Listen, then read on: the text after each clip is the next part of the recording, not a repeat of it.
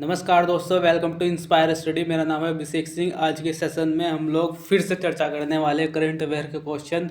तो चलिए शुरू करते हैं। हमारा पहला क्वेश्चन है, भारत ने किस देश के साथ इन्वेस्टमेंट इंसेंटिव एग्रीमेंट IIA पर हस्ताक्षर किए हैं? हमारे ऑप्शन है ए चीन, अमेरिका, जापान और रूस। और इसका राइट आंसर है ऑप्शन नंबर बी, अमेरिका। कुछ मुख्य बिंदु देख लेते हैं। भारत और अमेरिका ने हाल ही में टोक्यो में निवेश प्रोत्साहन समझौते यानी कि इन्वेस्टमेंट इंसेंटिव एग्रीमेंट IIA पर हस्ताक्षर किए हैं। टोक्यो में भारत के विदेश सचिव विनय क्वात्रा ने DFC के CEO स्कॉट नाथन ने IIA पर हस्ताक्षर किए। इस समझौते से कई क्षेत्रों में विकास, वित्त संस्थान और निवेश में समर्थन में वृद्धि होगी। अब देख रहे हैं टोक्यो कहाँ पे स्थित है? जापान में। यह जापान की राजधानी है टोक्यो, यानी कि जापान के राष्ट्रपति कौन है? Fumio Kishida. और जापान की मुद्रा क्या है? जापानी येन।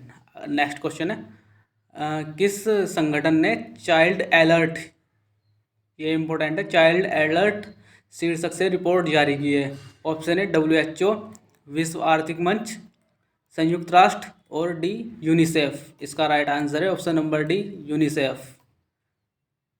यूनिसेफ ने हाल ही में चाइल्ड अलर्ट शीर्षक से एक रिपोर्ट जारी की है। इसने इस बात पर प्रकाश डाला है कि 6 लाख बच्चे आवश्यक उपचार से चूक रहे हैं। यूक्रेन पर रूस के आक्रमण के प्रभाव और कोरोना वायरस महामारी के प्रभाव और जलवायु परिवर्तन के कारण चल रहे नुकसान के बढ़ते वैश्विक खाद्य संकट का कारण बन रहे हैं। अब यूनिसेफ के बारे में जानते हैं। यूनिसेफ का मुख्यालय कहाँ स्थित है? अमेरिका में स्थित है इसका मुख्यालय, और इसकी स्थापना हुई थी 1946 में। इसके अध्यक्ष फिलहाल कौन है? कैथरीन रसेल इसके वर्तमान अध्यक्ष हैं। तो नेक्स्ट क्वेश्चन है, किस संगठन ने monitor on the world of work report जारी की है? ऑप्शन है विश्व आर्थिक मंच, WHO, अंतर्राष्ट्रीय श्रम संगठन और यूनिसेफ। इसका राइट आंसर है ऑप्शन नंबर सी, अंतर्राष्ट्रीय श्रम संगठन। तो अंतर्राष्ट्रीय श्रम संगठन यानी कि ILO ने कार्य की दुनिया पर ILO मॉनिटर का 9वां संस्करण जारी किया है। यह रिपोर्ट हर साल जारी करता है। इस रिपोर्ट के अनुसार कई वैश्विक संकट वैश्विक श्रम बाजार में सुधार में गिरावट का कारण बन रहे हैं। 3133 की पहली तिमाही में वैश्विक स्तर पर काम करने वाले घंटों की संख्या संकट पूर्व बेंचमार्क 3.8% कम हो गई है। यह 112 मिलियन पूर्णकालिक नौकरियों की कमी के बराबर है। तो अंतर्राष्ट्रीय श्रम संगठन का मुख्यालय कहाँ स्थित है? जेनेवा, स्विट्जरलैंड में। इसकी स्थापना कब हुई थी? 1919 में। और इसके अध्यक्ष कौन है? गाय राइडर। नेक्स्ट क्वेश्चन है, बैंक, NBFC और अन्य विनियमित संस्थाओं में ग्राहक सेवा की गुणवत्ता का मूल्यांकन करने के लिए RBI समिति के प्रमुख कौन हैं?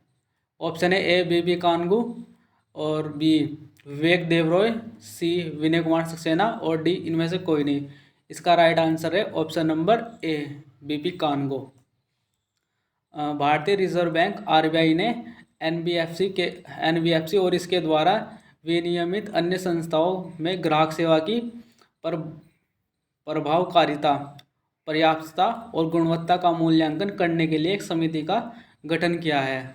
यह 6 सदस्यीय समिति है और इसकी अध्यक्षता RBI के पूर्व डिप्टी गवर्नर BB कानगू कर रहे हैं। RBI का मुख्यालय कहाँ स्थित है? मुंबई में। और इसकी स्थापना किस वर्ष हुई थी? 1 अप्रैल 1935। इसके वर्तमान गवर्नर कौन है? शक्तिकांता दास। नेक्स्ट क्वेश्चन है, माई गवर्नमेंट हेल्प डेस्क को किस सोशल मीडिया प्लेटफॉर्म में नागरिकों के लिए सुलभ बनाया गया है? हमारे option A Facebook, B Instagram, D WhatsApp C WhatsApp और डी ट्विटर। इसका राइट आंसर है option number C, WhatsApp. My Government आप लोगों को पता होगा, एक वेबसाइट है। माई गवर्नमेंट ने अभी एक घोषणा, नागरिक डिजिटल डिजी लॉकर सेवा का उपयोग करने के लिए व्हाट्सएप पर माई गवर्नमेंट हेल्प डेस्क का उपयोग करने में सक्षम होंगे। डिजिटल इंडिया कार्यक्रम के तहत डिजी लॉकर एक प्रमुख पहल है जो उनके डिजिटल दस्तावेज वॉलेट में प्रमाणिक डिजिटल दस्तावेज तक पहुंच प्रदान करता है। डिजी लॉकर सिस्टम में जारी किए गए दस्तावेज को मूल भौतिक दस्तावेज के बराबर माना जाता है। अब नागरिक अपना डिजी लॉकर खाता बनाकर और प्रमाणित कर सकते हैं। व्हाट्सएप में दस्तावेज डाउनलोड कर सकते हैं। ये आप इसका डिजी लॉकर का पिक देख सकते हैं और ये यहाँ पे व्हाट्सएप है। तो नेक्स्ट क्वेश्चन है, भारतीय रेलवे किस आईआईटी के साथ देश का पहला हाइपरलूप विकसित करेगा? तो इसके हमारे ऑप्शन है, ऑप्शन नंबर है आईआईटी कानपुर, ये थोड़ा मिस्टेक हो गया, आईआईटी रुड़की, और ऑप्शन सी आईआईटी दिल्ली, और ऑप्शन डी आईआईटी मद्रास। इसका राइट आंसर है option number D IIT Madras. Rail मंत्रालय स्वदेशी हाइपरलूप प्रणाली के विकसित करने के लिए आईआईटी मद्रास के साथ सहयोग करेगा। भारतीय रेलवे रुपये वित्तीय सहायता प्रदान करेगा। इस परियोजना के लिए आईआईटी मद्रास को 8.34 करोड़ रुपए की राशि दी जाएगी। हाइपरलूप एक ऐसी तकनीक पर काम करता है जो कम दबाव वाली ट्यूबों में चुंबकीय उत्तोलन का प्रयोग करके लोगों और सामान को हवाई जहाज जैसी गति से ले जाने के लिए कार्य करता है। नेक्स्ट क्वेश्चन है, हाल ही में किसे विश्व स्वास्थ्य संगठन यानी कि WHO का प्रमुख के रूप में चुना गया है? ऑप्शन है A doctor Harshvardhan, B Tedros Ghebreyesus, और सी मनसुख मंडाविया, और डी इनमें से कोई नहीं। इसका राइट आंसर है option number B Tedros Ghebreyesus. WHO के सदस्य टेड्रोस को अगले 5 वर्ष के लिए एक मजबूत बहुमत से महानिदेशक के रूप में फिर से निर्वाचित किया गया है। इथियोपिया के पूर्व सरकारी मंत्री टेड्रोस एजेंसी का नेतृत्व करने वाले पहले अफ्रीकी हैं। यह इंपॉर्टेंट है। वह एकमात्र महानिदेशक हैं जो एक चिकित्सक के रूप में योग्य नहीं है। और WHO कहाँ स्थित है? इसका मुख्यालय जेनेवा स्विट्जरलैंड में। ये WHO का लोगो देख सकते हैं आप लोग। नेक्स्ट क्वेश्चन है, हाल ही में विश्व थायराइड दिवस कब मनाया गया है? हमारे ऑप्शन है 23 मई, बी 24 मई, सी 25 मई, और डी 21 मई। इसका राइट आंसर है ऑप्शन नंबर सी 25 मई। थायराइड रोगों के बारे में जागरूकता और समझ को बढ़ावा देने के लिए हर साल 25 मई को विश्व थायराइड दिवस मनाया जाता है। सितंबर 2007 में यूरोपीय थायराइड एसोसिएशन ITA कांग्रेस के पहले वार्षिक आम बैठक के दौरान आधिकारिक तौर पर इस दिन को अपनाया गया था। यह 2008 में अस्तित्व में आया। नेक्स्ट क्वेश्चन है, हाल ही में भारतीय वायुसेना विश्व वायु शक्ति सूचकांक में कौन से स्थान पर है?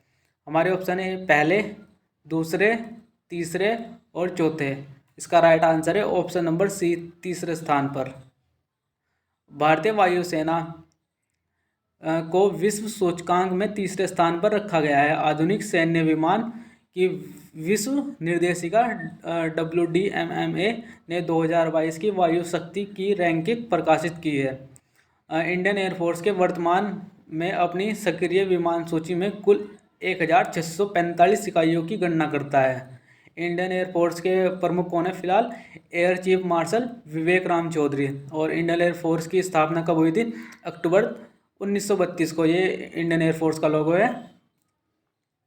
नेक्स्ट क्वेश्चन है, सिरुई लिली महोत्सव 2022 का चौथा संस्करण कब से शुरू होगा? ऑप्शन है ए 22 मई, बी 27 मई, 30 मई, और डी 25 मई। इसका राइट आंसर है 25 मई यानी कि आज के दिन। इसके बारे में जान लेते हैं। मणिपुर में राज्य स्तरीय सिरुई लिली महोत्सव 2022 का चौथा संस्करण 25 मई से शुरू होगा। इस वार्षिक उत्सव का आयोजन पर्यटन विभाग द्वारा सिरुई लिली फूल पर जागरूकता पैदा करने और बढ़ाने के उद्देश्य से किया जाता है। फूल केवल मणिपुर के उखरुल जिले में पाया जाता है और इसे दुनिया में कहीं भी नहीं लगाया जा सकता। मणिपुर के वर्तमान मुख्यमंत्री कौन है? एन बीरेन सिंह। और ये जो सिरोही लिली फूल है ये उसकी पिक है। और थैंक्स फॉर वॉचिंग दोस्तों, हमारे चैनल को सब्सक्राइब करें, वीडियो को लाइक करें।